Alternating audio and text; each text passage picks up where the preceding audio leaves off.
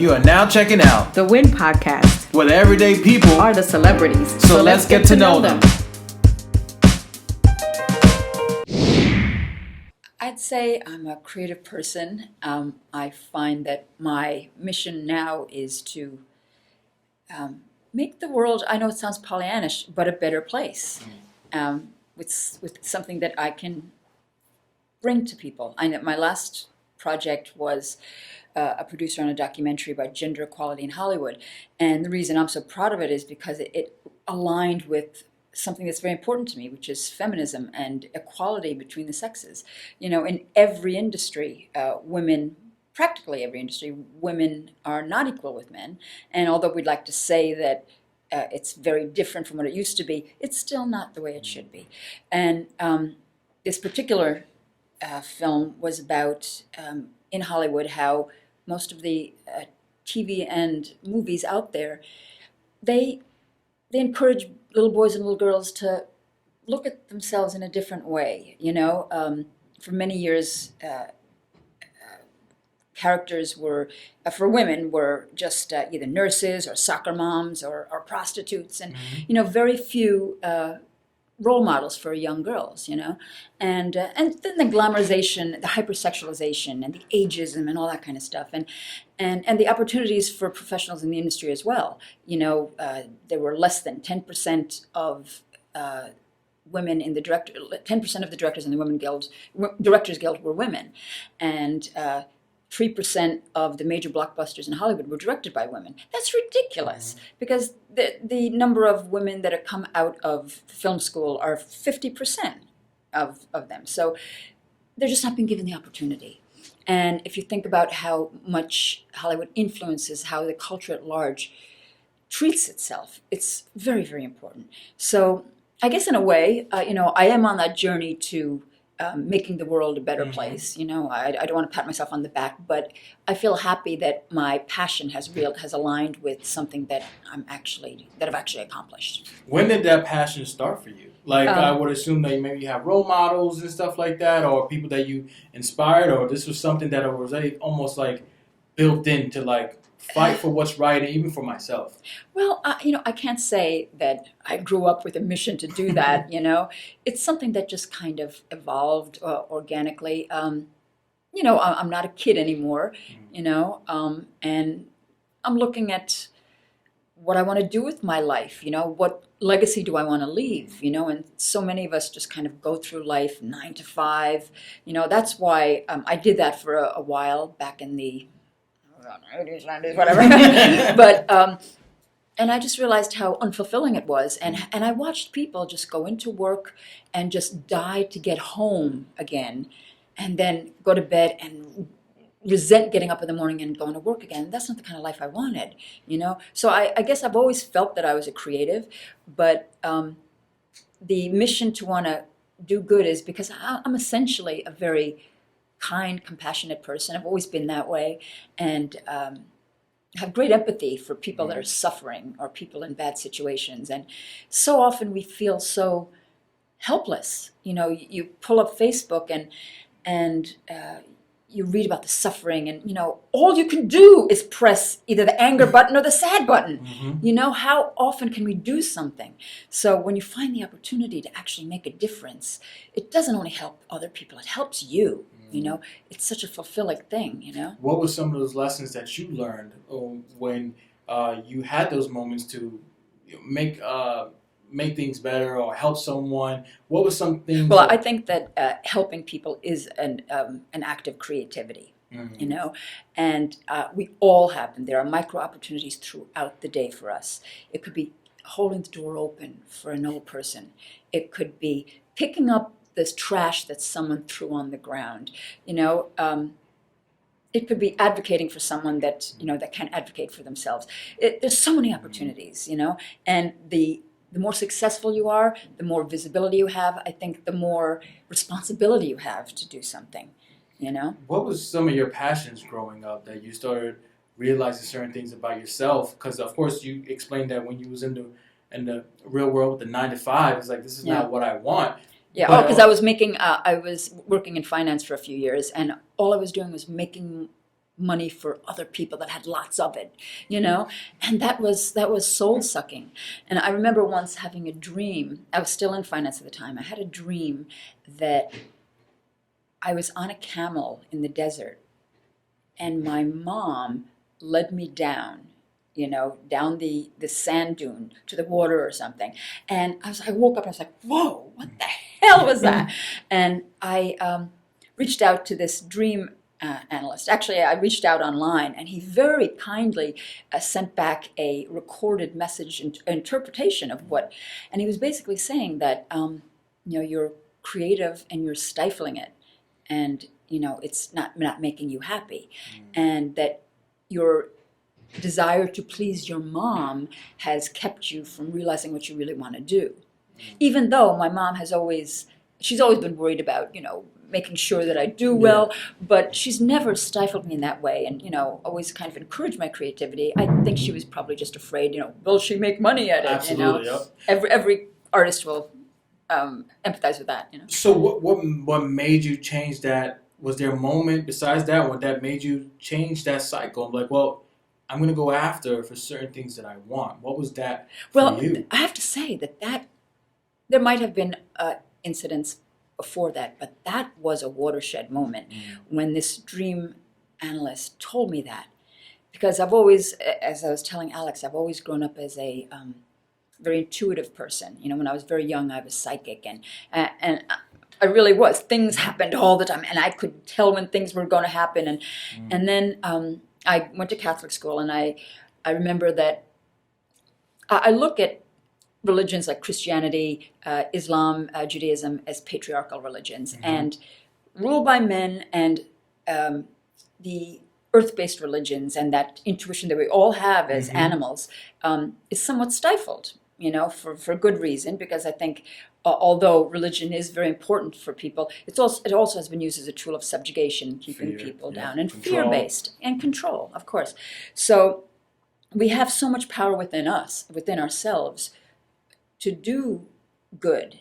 And I mean, I could get off on a tangent about world peace and all that, and you don't need religion for world peace. You just need kindness and empathy.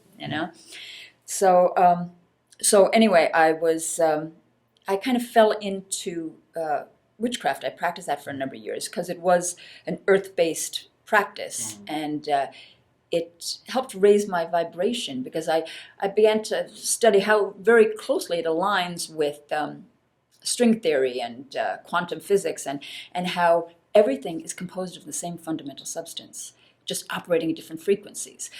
This is made up of the same matter as you and I, and our souls. It's just moving at different frequencies.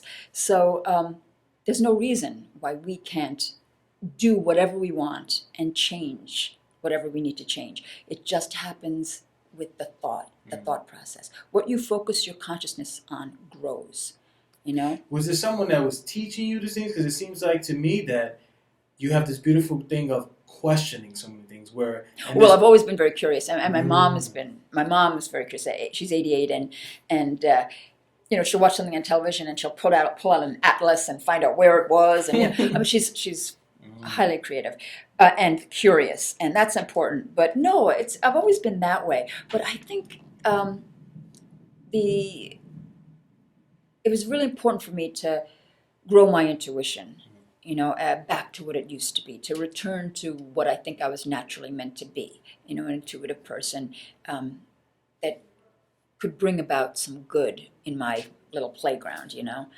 my backyard. And and I guess that's why I've returned full time to creating things and producing and writing things, So that's where I am now, How fulfilling has it been for you the moment that you started breaking yourself free and being who and what you are meant to be? Enormous responsibility, because once you make that decision, it's up to you to succeed or fail. When you're working a 9 to 5, as long as you get your work done by 5 p.m. and you pass the criteria for the day, and all that, and the little interviews they give you, but no, if you're going to plan out your life, it takes and creatives need to do that. if something fails, it's entirely your fault, you know. Well, I can't say that. A lot, it's predicated on a lot of luck, but I think that you make your own path, and most people prefer to follow. And there's nothing wrong with that. It's important to have security, but that's why I admire creative people, because they're gutsy and they're courageous, and they want to make a difference. Now, what made you want to do this documentary? Like, you probably was before you made this documentary, you were the person that you are now, as in like fighting for other people and yourself, and then now something probably must have happened. It was like, I want to. Yeah. Well, I met. I knew. Well, my friend was Tom Donahue, and he directed Casting By, which was a documentary about casting directors in the industry. It was focused a lot on Marion Doherty, but it covered the industry as a whole. And, I had known about that, and I had heard, well, actually what happened was I went to LA and I met with a female director friend of mine. And she says, oh, excuse the look of my living room. I was just being interviewed for a documentary. And I said, okay. And I went home then, and I saw Tom on Facebook post about something. And I said, and I called up Tom, and I, Tom, were you interviewing, and he said, yeah. And I said, what documentary are you doing? And so he told me about that. So we sat down, we had a meeting, and he realized that my particular skill set could help him. And I wanted to reach out to people in the industry to get their viewpoint on their experiences with gender equality. So I said, let me do this. Let me take the ball and run with it. So I managed to secure a good number of the A-list talent for this particular film, which is called This Changes Everything. And I am shocked myself, because I knew none of them at the time. In fact, Tom and Alon, the director and producer, called me the closer, because I got Meryl Streep, Cate Blanchett, Reese Witherspoon, Shonda Rhimes, Heather Graham, Mary Louise Park, a whole bunch of great, great people. And they were all so wonderful in it, And I remember the morning that I met Meryl Streep, and we were walking up in the hallway, and I had read just some information about her the night before, and I said, I remember you saying that this industry won't change and the equality won't rectify itself until men get involved and advocate as well. And she just, like this light bulb went on. She looked at me, she goes, you're absolutely right. And sure enough, during the interview, she mentioned it, and it ended up being a very, very noteworthy part of our film, and something that people reiterated in screenings that we had, that it's really important that it's not just women that have to push for this. Men need to be part of the change. Oh, absolutely. I agree, because when you just look from the outside, they're the one with all this power and stuff like that, but a lot of them are afraid to even take that chance. Absolutely. And to stand on their own 2 feet, because they're going to either get shunned or things are going to be taken away from them. Yeah. But sometimes, even society, we fail to realize that there's strength in numbers. No matter how many people behind the desk or people that you don't really know calling the shots, there's more of us out there than them. Yeah. And if you do come together and fight for the same cause, you will make a change. And everyone wins, Yes. know. It's so true that they were saying that, and this has been used, the argument with affirmative action. They used to say that, oh, well, you're lowering standards. You're not. In fact, if you open up the opportunity, your content, your quality increases, and that's been proven. We show it in our film. And so it's important to dispel those old, tired notions, What do you think it is that they don't want to pull the trigger on this and have more people of color, women, and break into this industry? I could be kind and say it's just human nature to want to, control all the toys, but essentially that's kind of what it is. It's male ego. How about white male privilege? Yep. It's all that, and the demographics of this country, of this world, are changing. So that people that can't kind of conceive of that, or get hip to that, are eventually going to be left behind. Now, I was going to say that you had these challenges. Also, you experienced it firsthand in this industry of of them not picking you for something, or the rejection of it, Well, it's less about the rejection because everyone in this business undergoes rejection. I mean, that's just part of it.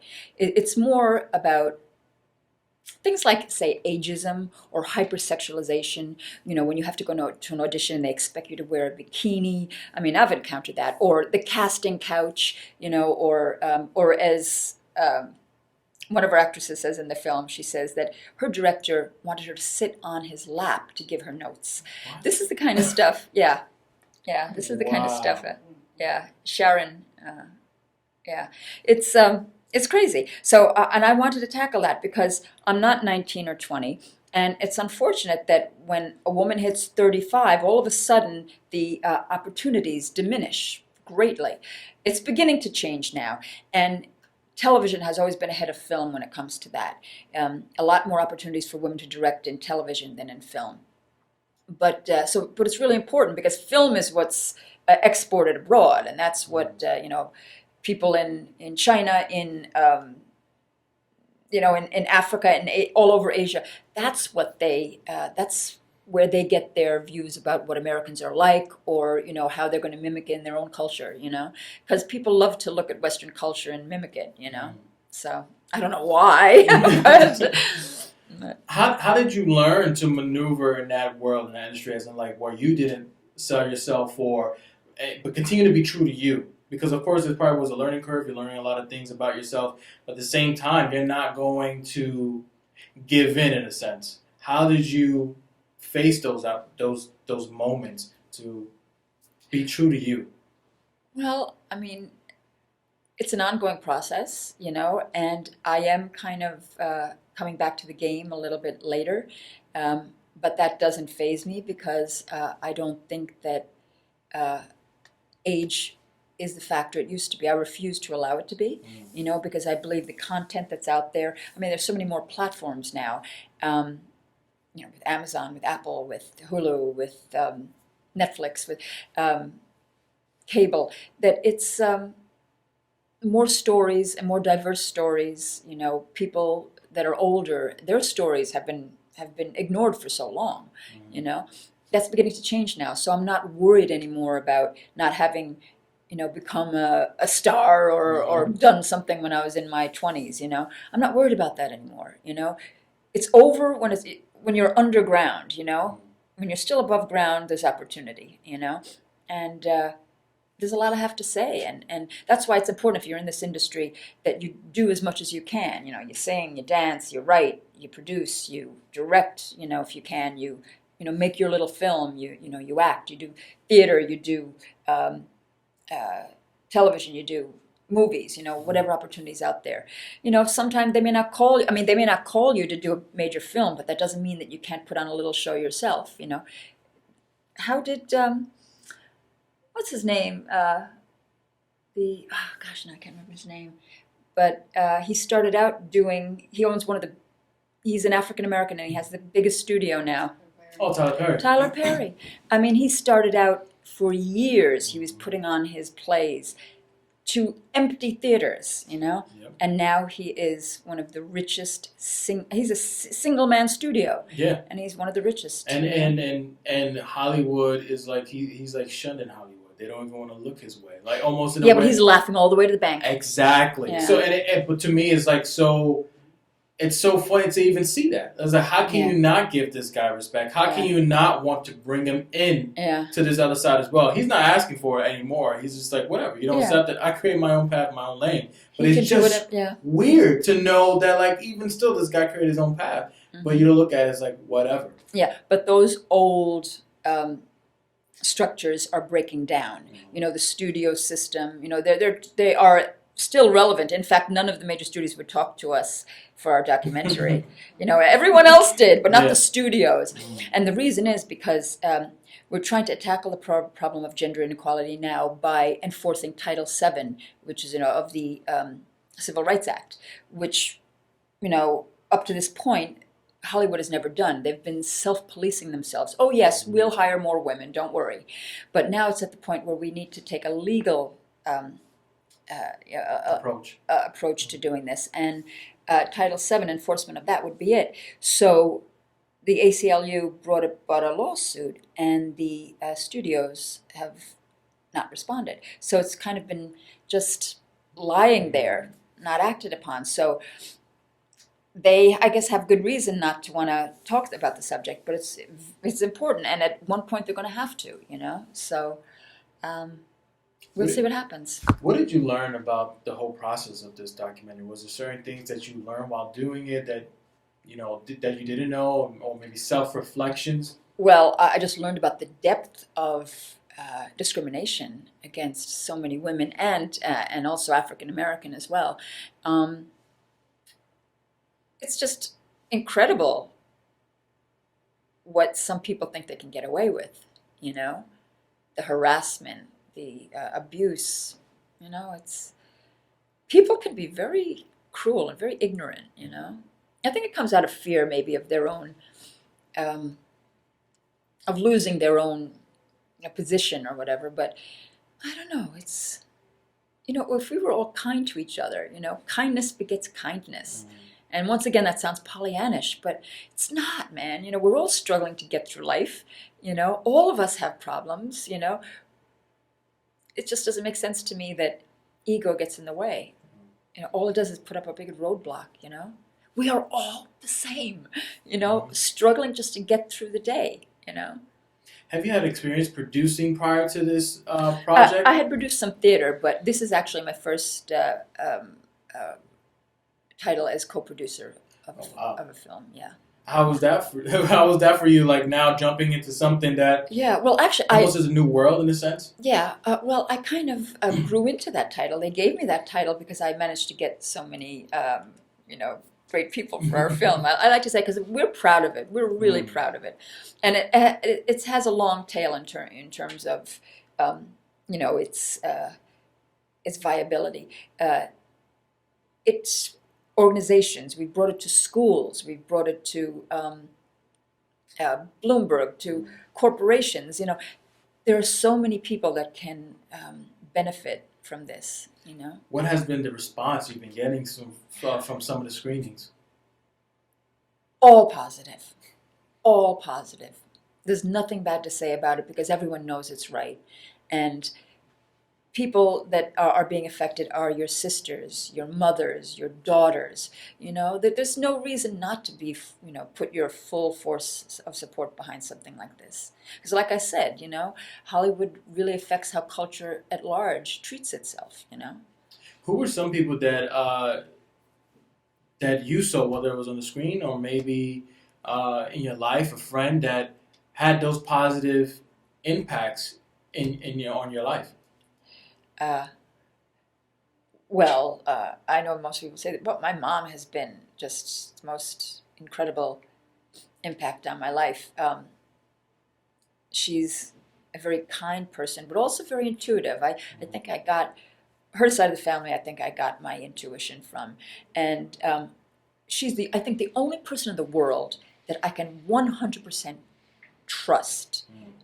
I do have obviously people that are, but Mom, like I can trust not only her opinion about things, her advice, anything I ask her. She's just, and she's given me such a, she's been a wonderful cheering source of encouragement and cheering section for me, regardless of what I do, and also her fashion sense too. I for many years collected a huge wardrobe of retro clothing, cocktail dresses from the 40s, 50s, and 60s, and stuff like that. And I think it comes from seeing old photos of her and her, and her but she used to be an incredible have an incredible fashion sense, and I don't know.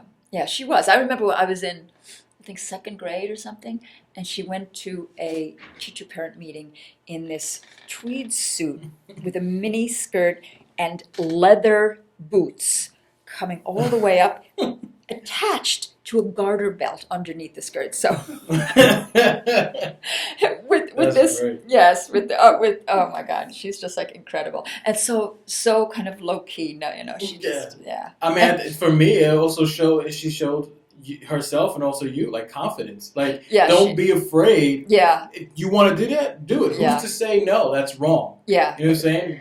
Just do what makes you happy as long as like it's positive. Absolutely, because you know what happens. So many people are afraid to do what they want to do because they're afraid of the reaction from others. Everyone else is wishing they could be that free. You know, we're always worried about what other people think, and all that does is just box you in. You know. Or did you feel that you was boxing for many years as well? Well, throughout my life, everyone has felt that way. You know, where you want to accommodate other people's insecurities. You know, you don't want to ruffle any feathers. You don't want to make any waves. You know, and ultimately, you make yourself unhappy. Do what makes you happy if it doesn't hurt anyone else. You know, and be kind. I mean, how hard is that? That's the easiest. And also, live in the moment. You know, just when you're walking, walk. When you're eating, eat. When you're listening to someone, listen.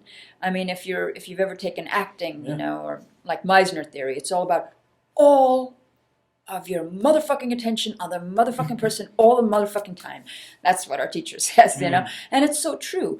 If you live in the moment and you focus on the other person, you can't help but create beautiful moments. It seems like the moment that, you know, you learned that through acting, but it seems like also in your journey, what you shared, the moment that you started doing that to yourself, a lot of things changed within you and also in your life. Yeah. Once you was like, live in the motherfucking moment on that character, which is the person that you see in the mirror. Right. I think that you can only be happy if you're doing what you want to do, you know, and so many people are afraid to do that.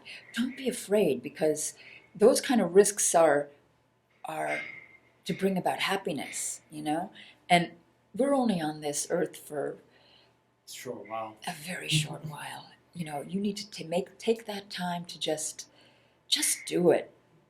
You know, have confidence that the universe will take care of you. That's why witchcraft and another thing I need to bring up, because this has been a major influence on me, is creative visualization. It's a book by Shakti Gawain, and that kind of dovetailed with my witchcraft practice, because I read that a little afterwards, and everything she was saying, which came from her Eastern philosophy, you know, coincided with what I did. All ancient practices were the same, you know, and they all realized things that I think our modern kind of structures tap down, you know. We have much more power in ourselves than we are led to believe. We're always, you know, we're supposed to listen to the president. We're supposed to listen to our teacher. We're supposed to listen to, you know, to our boss. You know, yes, of course, but our creative intuition is much more powerful than we give it credit for. You know, we should give it air, let it breathe, and the way it grows is by using it, focusing your attention on it. Consciousness is a powerful thing. The more you focus on doing something or wanting to do something or believing that it will happen, the greater the chance it will. What is the you mentioned it like twice, and it seems like, not seems, but it has had a positive effect on your life, which is the witchcraft.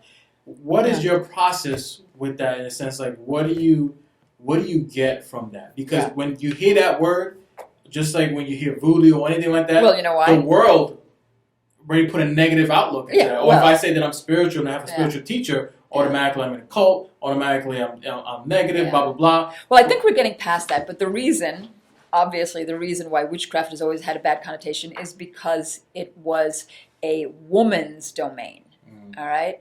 And anything that that's ruled by women is suspect, you know? And it's because women have had so much intuitive power. We give birth, you know, we raise the children, we're close to the earth, we have, you know, that certain connection to it. And that's, I'm sure, has been intimidating to men throughout civilization, you know? So it's been important to keep us down, because we really did have the potential to rule men, you know, I believe. That's obviously, you know, I can't prove that theory, but but there's great power that women have, and it's just been easier to keep us in the home and away from anything that might get in their way, and that's why. Well, actually, witches were strung up and burned and everything. Mostly that was centered around land. People back in Salem were accused of witchcraft because they had large tracts of land and people wanted it. So all they did is, accuse everyone of witchcraft.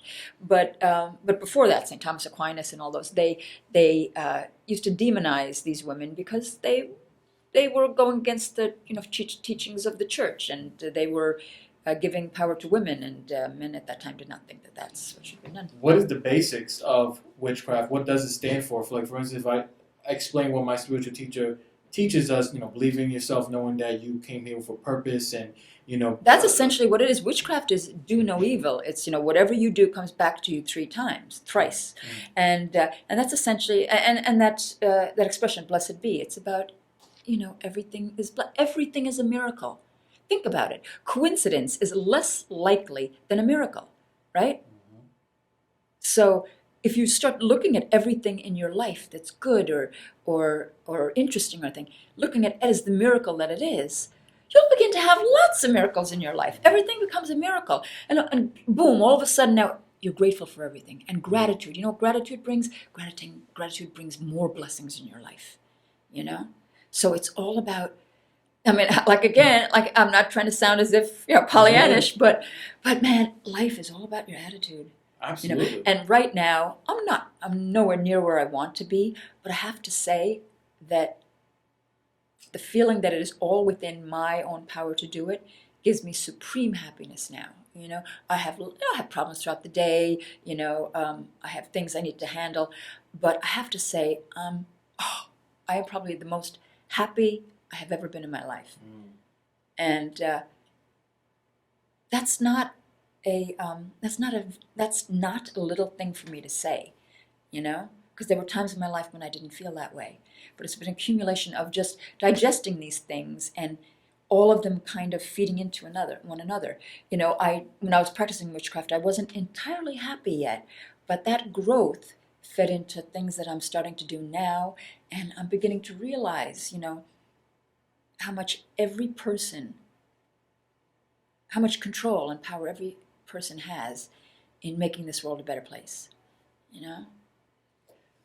What do you want out of this documentary, in a sense, when it reaches and teaches people? Because it seems like you got so much from it, and the people that worked on it, and you are getting great feedback. What do you want? The ultimate goal do you want from this? Because I feel the passion that you have for it. I think is amazing. One, getting to know you as a human being and how you live your life, and then taking on projects too that has purpose, not just because you just want to do it. Well, there will be other projects. Yeah. This particular project is because it just coincided with something that I felt very deeply about, and I think that that's the way you should approach anything you do. Don't accept a project unless you're passionate about it, because if you're not passionate, it's not going to, echo what you're about, and the reason I was so passionate is why I was able to get all these people on board. I'm sure. I'm assuming that's why it was. But yeah, I want to continue not just do documentaries. I'm a number of my scripts have, I placed second in Sundance and second in Austin, and second round in Austin, and I got the theme going here. I got second place in the Scriptapalooza with my spec episode. But yeah, and all the things I'm writing have a feminist bent to them. They're not quote unquote feminist, but they give dominant roles to women, and they're women's stories. And if they're not that, they focus on a much more multicultural kind of landscape. A lot of the stuff that you write, is it based on your life, or also things that you hear from other these women? Are scripts, Script. Mm-hmm. Yeah, and not really. I think just like with acting, you could, your technique can be based on your experiences, or it can incorporate your fantasy and your creativity.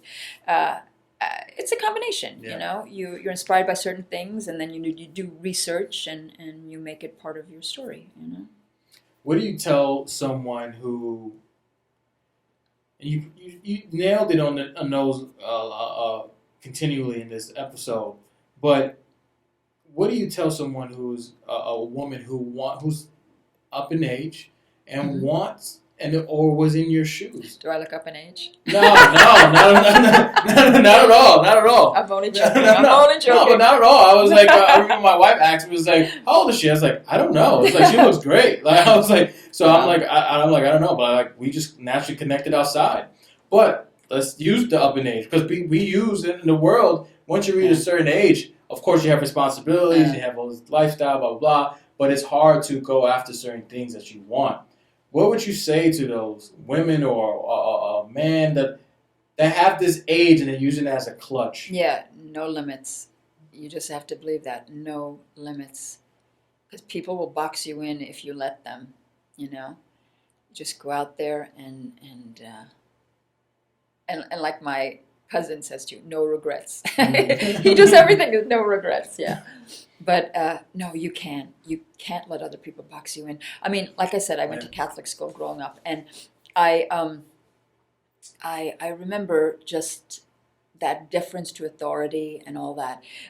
Nothing. I'm not demonizing, you know, that the way I was brought up. I mean, there's a lot to be said for the upbringing I did have, aside from what my mom and dad did, which they were amazing parents, you know, supportive and everything. But Catholic school, I think, did give me a certain structure too, which was very helpful. But by the same token, I also felt that this respect for authority sometimes gets in the way. It keeps you from speaking up for yourself and making opportunities for yourself. And it took a long time to kind of get over that too, you know. And it's really important that you do that. Be kind, but at the same time, you know, don't let others trample on your dreams, you know. It's really important. What is another big dream of yours that you would like to accomplish before you pass on? Gosh, I don't know, because I don't know what my long view is yet. I really don't, because I want it to be big, and so I have no idea what it is yet. But the short view is, yeah, I want to make my own films, you know, and I see that happening in the next couple of years, for sure. I have some scripts, and I have a bunch of friends, you know, they have equipment and lots of experience, and they, you know, we all get together, hey, let's do this, let's put on a show, let's do this film, you know. So yeah, and then I have a lot of my fellow students now, because I'm studying acting right now, and that's another good thing. Right now, when I worked in finance, and I was able to kind of amass a bit of resources that allow me now to not have to, you know, work and to study and to do these projects that I want to do.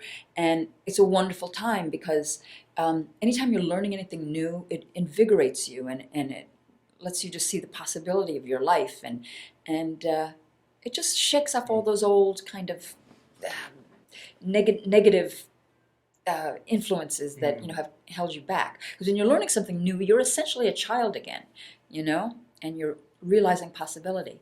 So that's kind of like where I am right now too. I was going to ask, what do you get from acting as a human being? Like, because I know this you know, of course there's a high when it comes to producing and directing, and I know there's a high when you perform. Like, what do you get? What does that fulfill? Well, for right you? now, I am not performing because I'm focusing entirely on studying. And I mean, I've acted before, but I never felt I had a really firm technique that I felt confident about, even though I did study with a number of teachers. So I went back, and I'm studying Meisner now, and with the penultimate Meisner school in the city, which is Esper. And I have an amazing teacher and amazing classmates, and the technique is just so transformative, you know, and it bleeds off into your life too, because you do really live in the moment, and you focus on the object or person in front of you, and you try to live and work in the moment, you know, and Yeah, it has kind of affected my life in general. I've become more, things affect me more deeply. I do feel more passionate, and also my intuition, because this technique focuses on energy and picking up the energy of the person that you're working with. And so it has kind of elevated my vibration, No, I agree, because I remember, with the teachers that I had, and acting was one key thing that I learned was being in a moment and being true to yourself in those moments is not so much being a character, but let's really focus on you and how do you bring those emotions and connect to it in those scenes by being you and actually listening and hearing. Yeah. And I remember one of the biggest advice that I got when I was UCB in improv and learning. That's a great one. And then the teacher, which they always taught me, even in college, don't pick classes, pick teachers. Yeah. This guy was like, I can teach you all these techniques and how to be funny and blah, blah, blah. But this is the day one. He's like, but if you want me to be honest, I would tell you, quit this class and go live life.